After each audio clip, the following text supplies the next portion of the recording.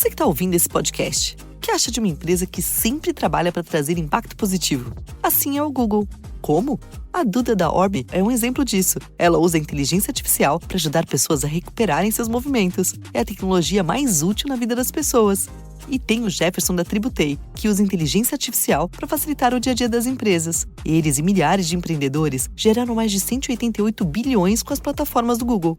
Tem que ser bom para todo mundo. Curtindo um podcast, né? Sabe o que você também vai curtir? Saber que o melhor flip de todos os tempos chegou. O novo Samsung Galaxy Z Flip 6, com Flex Cam, que tem zoom automático e faz selfies de 50 megapixels. E com bateria estendida para nunca te deixar na mão. Vá a uma loja ou saiba mais em samsung.com.br. Samsung Galaxy Z Flip 6. Galaxy AI chegou.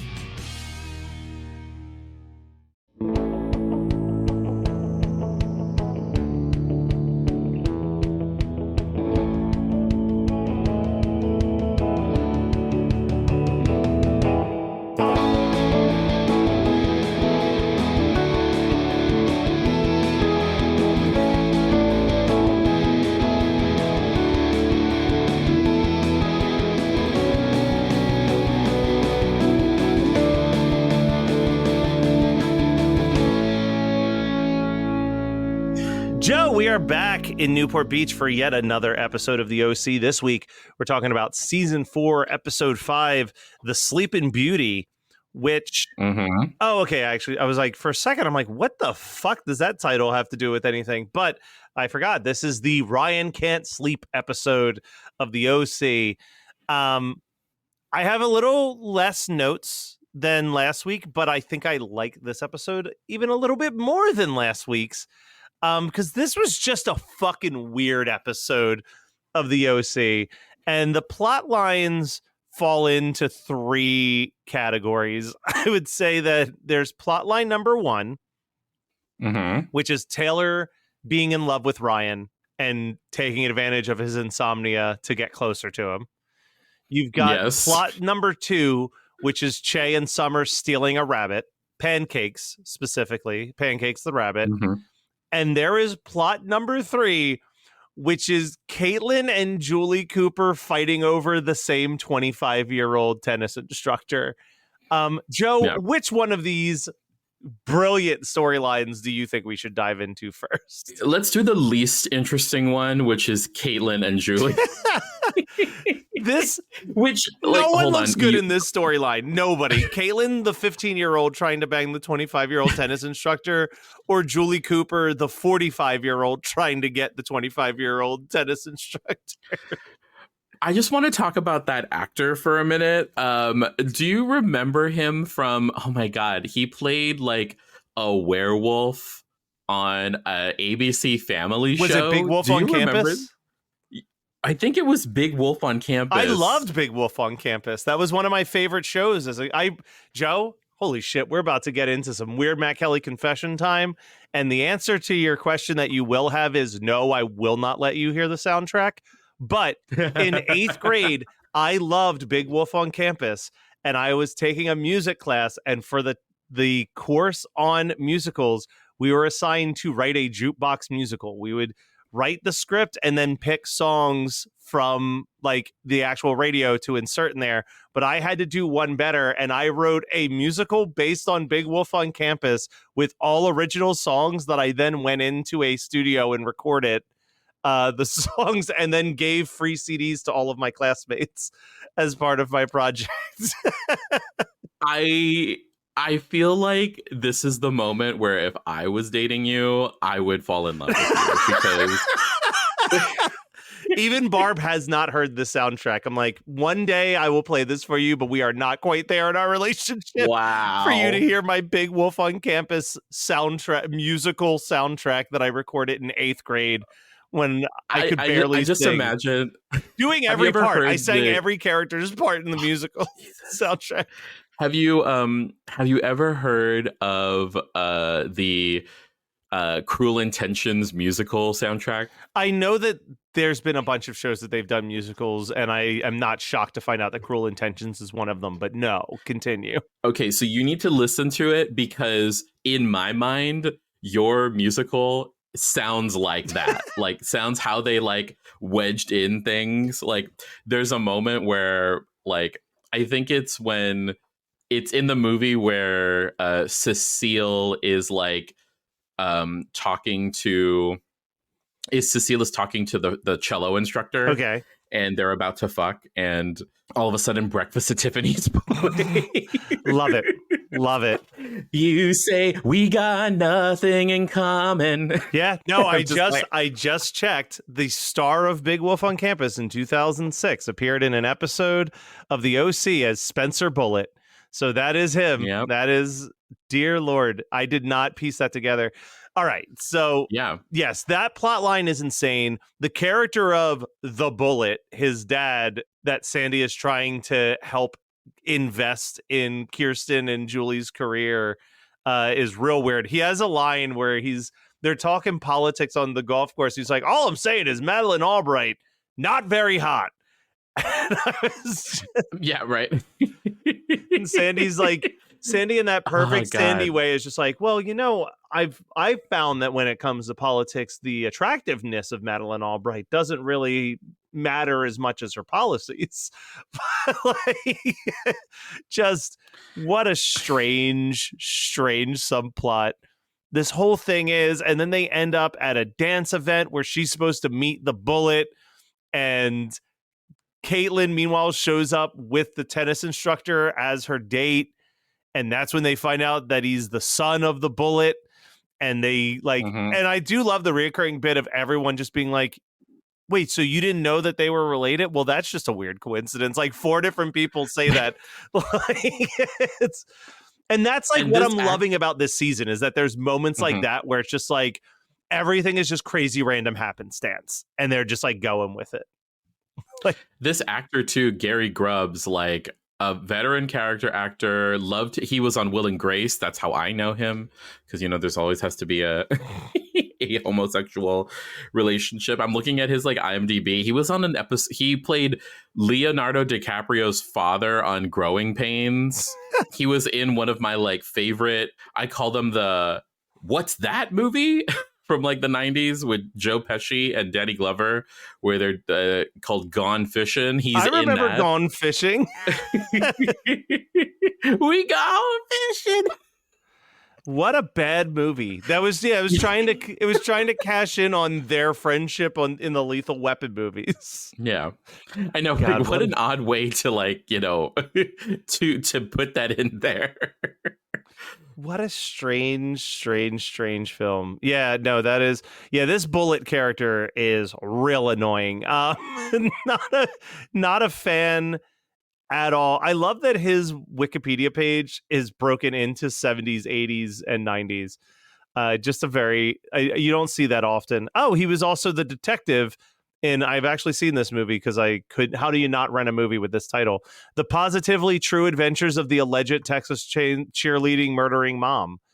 He was the detective investigating. It was like a true crime comedy film about a mom who was literally trying to kill any of the cheerleaders that were better than her daughter on the cheerleading squad. A la, Drop Dead Gorgeous. Man, what the stars are out tonight for the OC. But that's basically the plot line of that. I want to call attention to one Seth related detail, and it's the only time we have to talk about Seth this entire episode. But I had to laugh because there's a shot that I noticed where he's on the phone with Ryan.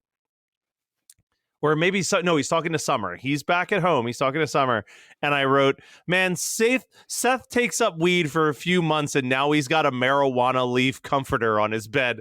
And like, he's like laying on his bed and it's literally his comforter on his bed is just pot leaves. Just pot leaves everywhere. That's how you know that Kirsten and Sandy are the cool parents. Oh, 100%. All right, so we've knocked out Caitlin and Julie. We got the Taylor and Ryan storyline or the Summer and Chase storyline. What are we doing next? Let's save the meaty one for last. So let's go Summer and Che. Last episode, Summer has decided that she's 1 foot in on old Summer and 1 foot in on new Summer, but she's leaning more towards new Summer. And this is where her and Che have decided that they're going to free all of the rabbits from this lab on campus. And in doing so, Summer steals one of the rabbits named Pancakes, and they get caught. Mm-hmm. And Che talks a big game about how they're going to protect everything, and this is for the movement, and like they never could pin me flooding the school board meeting on me, so they're certainly not going to be able to pin this on me. And then we find out that the way that Che gets away with all of it is that he just throws Summer under the bus for every crime that he's ever committed. And it looks like Summer might be getting expelled from school.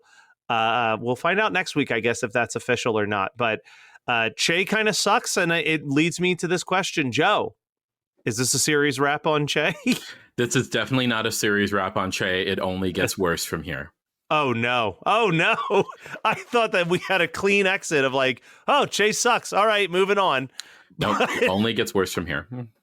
Does Che also pick up a gun and kill Marissa somehow? He retroactively kills Marissa a second time? Yes, Marissa shows up, and then Dear Sisters, and then Che Dear Sisters her.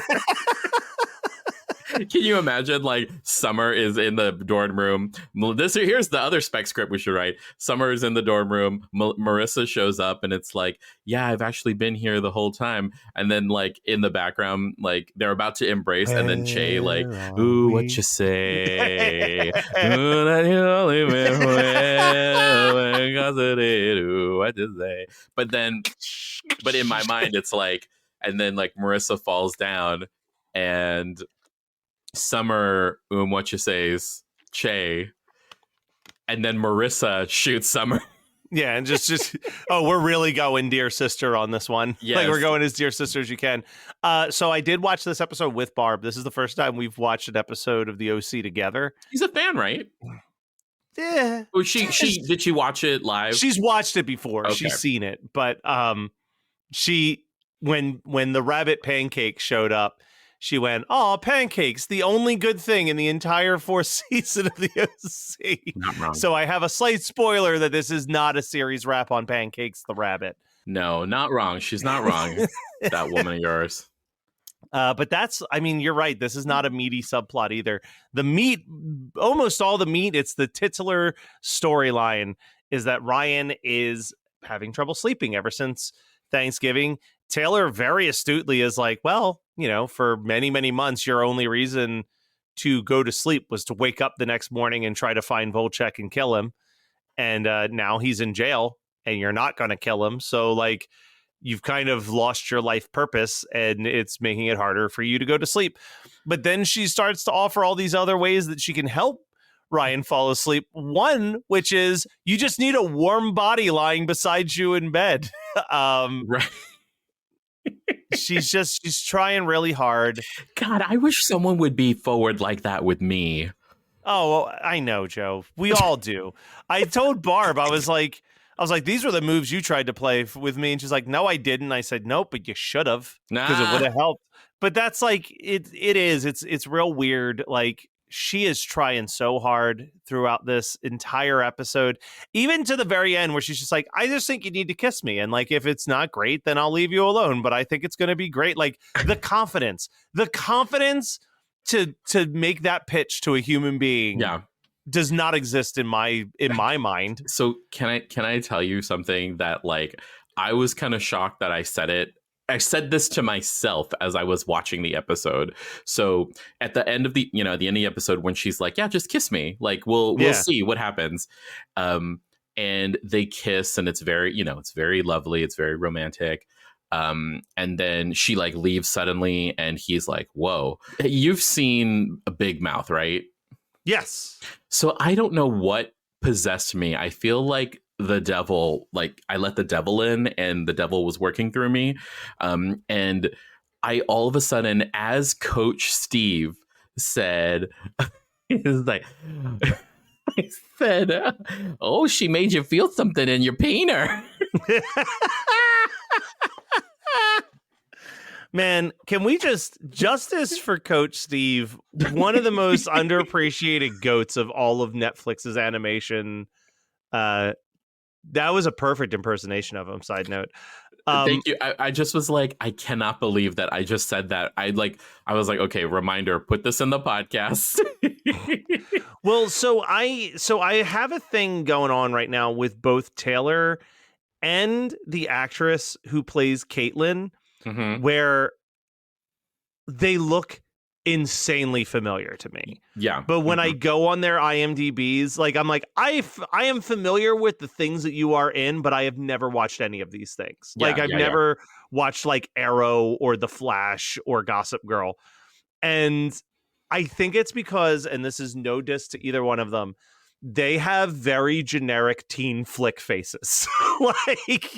like they both just look like every side character that wasn't the star of a teen flick when I see them in the context of the OC. And I'm constantly like, isn't she someone famous? And then I go back on her IMDb and I'm like, no, not really. Like, she's not that famous outside of this. I have to remind myself that the actress who plays Caitlin did not play the little sister in Gossip Girl, right? Yeah, like it's but exactly, like it's like she, to me, she almost looks like she should have been one of the sisters in 10 Things I Hate About You, right? Like if there was like a secret third sister that hung out with Julia Stiles and Alec Mack, like it was her. Like it's just like she has that generic California teen flick movie character face for some reason. Which, like, I love that you called her Alex Mack and you didn't call her by her government name, or Larissa. Listen, do you really want to hear me attempt to pronounce that last name? Because I know my strengths and weaknesses. Okay, we stand self-awareness. We stand a self-aware king over here. But I mean, that's kind of, this was like a nothing burger episode as far as plot development goes, beyond like Taylor and Ryan and I guess Summer being potentially kicked out of school. But again, this is the type of drama that's Matt Kelly certified. Like, low stakes.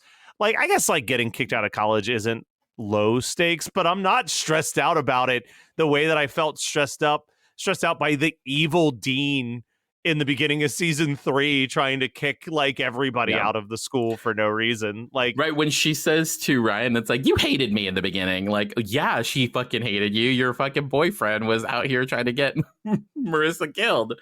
No, well, not killed, but you know, that happens later. But yeah, she was a bit, I feel like she's just like moving past how awful she was the first like half of season 3 before they kind of dean Taylor. I don't think I realized it at the time that it was happening, but like not in the way that we usually use the word dean, where they make the character like awful for no other reason than to write them off the show. Sure. I think it's like the complete reverse, where they're just like, oh shit, this character might stick around for a while. Let's just make them very dumb and easy to like suddenly. Yeah. Interrompemos esse podcast para perguntar: quem você quer ser? Designer, engenheira, pedagoga, administrador. Quer saber? O Senac EAD é nota máxima no MEC. Tem cursos de diversas áreas, com conteúdo elaborado por especialistas do mercado e professores mestres e doutores. Ainda tem o Senac Carreiras, conectando estudantes a vagas de emprego em todo o país. Saiba mais em ead.senac.br/graduação. Aproveitando o break do seu podcast para perguntar: será que você sabe... Quem é ele? Esse tal de rock and roll. Trident apresenta um feat de gerações com Rita Lee e Luísa Sonza. Eu procuro estar por dentro, doutor, dessa nova geração. Mas minha filha não me leva a sério, doutor. Ela fica cheia de mistério com esse tal de rock and roll. Quando terminar seu podcast, já aproveita para ouvir esse feat aqui no Spotify. Trident no Rock in Rio 40 anos. Masca e destrava seu rock and roll. Looking for a new seasonal anime? Want to know what new anime music is out there? Looking to add a new waifu or husbando to the list? Or are you just looking for a modern or classic anime to add to your plan to watch list? My name is Nick and I run the Waifus and Weeboos podcast. And you can check me out on Geekscape.net. Let's talk about some of the music in this episode. Definitely not as great of a soundtrack as last week's, but we got some good ones here. The Perishers with Trouble Sleepin' plays when Ryan is having trouble sleeping. Gold Spot covers Float On when Caitlin and Julie are having a dueling tennis match, tennis lesson. I mentioned this last week, 07 with Waiting to Die featuring vocals from Sia plays when Ryan sees Taylor at the party. And then when he starts dancing with Taylor, we hear Elvis Perkins with While You Were Sleeping. I feel like I've picked this a couple times by different covers, but I just love the song Float On. So I'm going to go with that Gold Spot Float On cover during the tennis match. Yeah, you don't hear many covers at the OC, so I was actually quite pleasantly surprised to hear it. So I also chose the Float On cover. Yeah. All right. Well, let's talk about pop culture real quick. It is currently in the running for highest grossing movie of the year. It's probably at number 2. It may have surpassed Inside Out 2. Who knows? But I did, after Comic-Con, find some time to go see Deadpool and Wolverine. And it's delightful. I don't want to be a person who's out here spoiling nothing. I feel like there's already spoilers all over the internet, but Sure. I had fun. Is it an award-winning script by any stretch of the imagination? Not at all.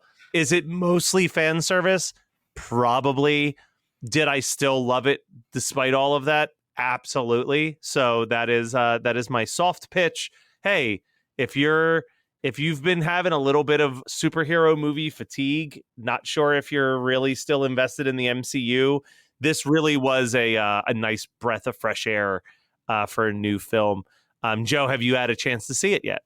I have had a chance to see it. I forced myself to go to leave my house the day after we finished Comic-Con because I had basically slept all day, and I saw it, and I gotta say, everything you just said is how I feel. Was it fan servicey? Yes. Do I care? No. Did it hit all the notes that I expected a Deadpool movie to hit? Absolutely. I love that it is ushering in.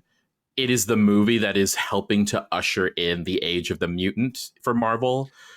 But also, like, beautifully, and it's weird to say the word beautifully closing the door on the 20th Century Fox chapter. Yeah. Like, yeah. There is a very lovely moment that happens where it's towards the end of the film where they just it's this love letter to the 20th Century Fox era. And yeah, which like good or bad, like they had good movies, they had bad movies, but like, would we have an MCU without them is debatable. Like, it's very debatable. They carried a flag for a very long time that made it where a thing like the MCU could even exist by the success of a lot of those films.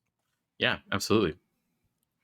How about you, Joe? What is your pop culture thing? Or are we just going to talk about Deadpool and Wolverine together for a little bit longer? No, my pop culture thing is a show that I've loved since it came out. And I'm actually really I'm almost finished with it right now, but it's the final season of The Umbrella Academy. Was just released. As of recording, this was just released just a couple days ago. And I got to say that I'm really liking so far how they're tying everything up. And the episode I'm at right now, I literally started it right before we got on to record. So I might go back and just restart it again to refresh myself.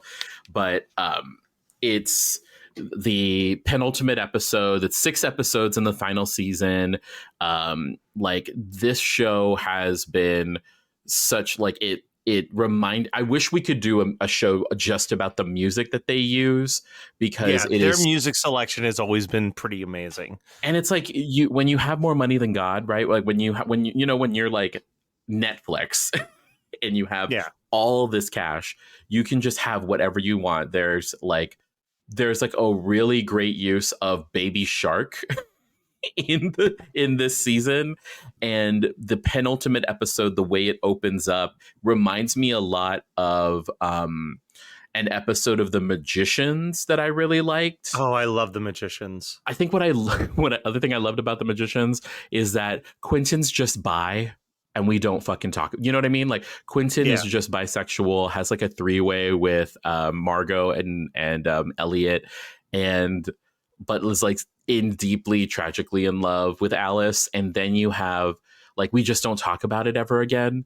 And I think in my mind, Quentin always read as queer, but it is so cool how they make that happen and then they just don't talk about it ever. Same thing with Elliot, right? Like Elliot is very queer, very gay, but like we just don't talk about it. And so is Hale Appleman, right? Who plays Elliot. See, now I'm just gonna, this is just an excuse for me to go and rewatch The Magicians now. Magicians is great. I would say The Magicians is a show that I think is better than the book series it's based on. Yeah. And it which is a controversial take, but I really do think the show is great. But it does that thing that you could do on Sci-Fi, because it was a Sci-Fi show, right? I'm pretty sure, yeah. It does that thing that you could do on Sci-Fi where you can get like really granular with your lore in a TV show, and you can do things that like are just so out there that you know your audience is going to love. Like the Sci-Fi audience is going to love like an entire episode that is a musical episode, like several musical jukebox episodes. Musical. Yeah. Several jukebox musicals in that show. Yeah, like let's just have a let's just have a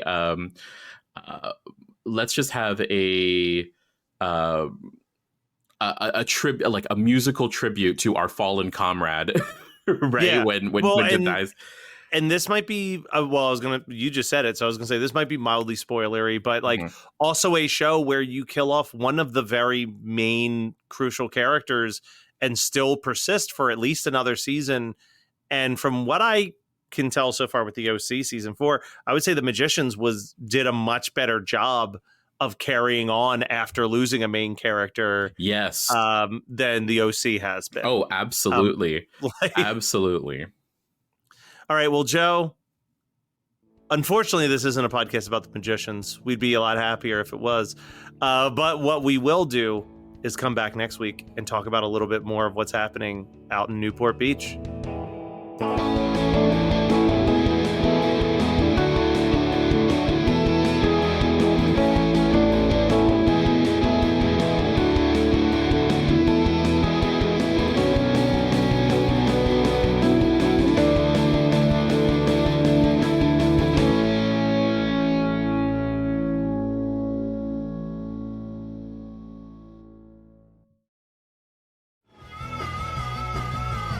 You're listening to the Geekscape Network.